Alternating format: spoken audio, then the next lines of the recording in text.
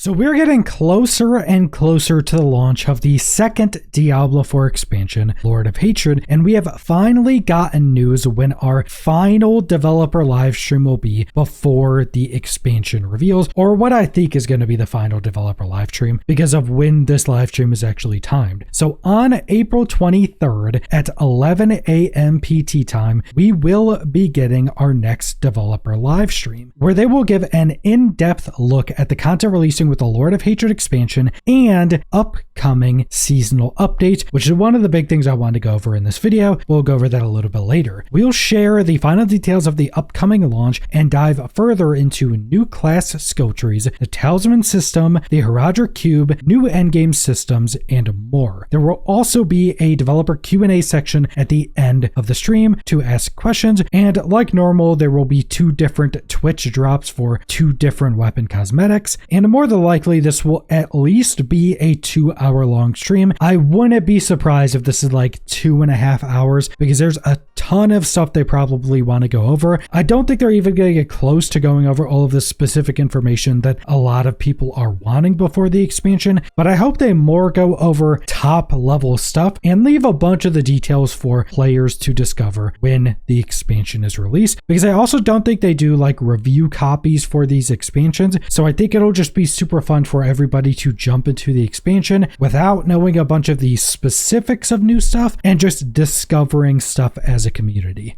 And if you've been following my channel for the past couple weeks, you may have seen that we already have a lot of information on the expansion specifically. We already know how most of these systems are going to work. So more than likely, they're probably going to do an overview of what the systems actually are. And then they're going to give us a bit more of specific details for all of them. And then maybe go over some things that they have changed, because based on just player feedback from learning some of this information, there probably will be some stuff that has changed, but it really depends on how specific and how detailed they want to get on a lot of this stuff, because I also think a lot of players don't realize how big this expansion is, especially when you consider how much is changing. Every skill tree, the end game, the balancing of the game, the difficulty of the game, how much loot we're even getting. We've recently gotten some footage in the end game, most specifically on Torment 2, where they were defeating bosses and getting like 1 rare item and a couple blues. So the loot's obviously going to be very different. And then on top of that,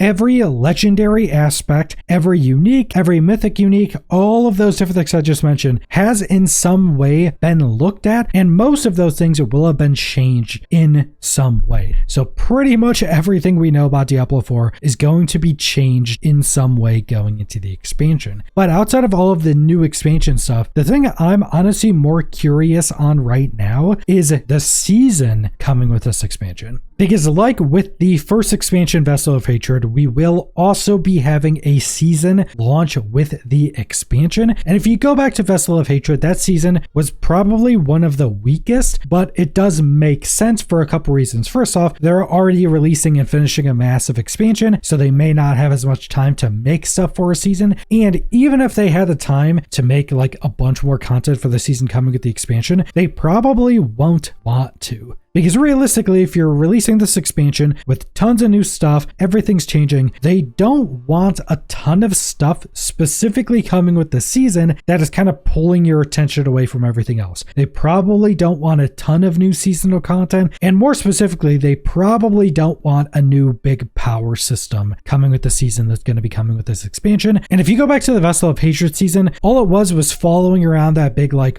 world boss, killing it, and then it opened up a new dungeon where you would go complete it, and then we would get new elixirs that can stack on top of old elixirs, and they would give us more or different loot from the content we're already doing. It was essentially a way to just boost up everything else we're doing to allow us to a bit more quickly get some things we're looking for to do all of the new content of the expansion. And more than likely, they're going to be doing something similar to that. They might do it in a very different way, but I think they're going to just try to reinforce you focusing in on all of the stuff coming with the expansion. So I think it is a very high chance that the season coming with this expansion is going to be focusing on giving us something to probably speed up our progression a bit, allow us to get different resources. Like I could very much see however way they do it, that one of the new things we can get is a buff to like new Haradra cube materials, or a buff for charm drops, or maybe have a higher chance to get a specific charm, or things like that. Like mentioned, they're probably not going to be doing any new borrowed power systems. They're probably not going to be doing a ton of new content. There will probably be some new stuff tied directly into the new like endgame systems, specifically the war plans. More than likely what we're getting is just going to be buffs and ways to speed up everything else we're doing to allow us to still focus on all the expansion specific things.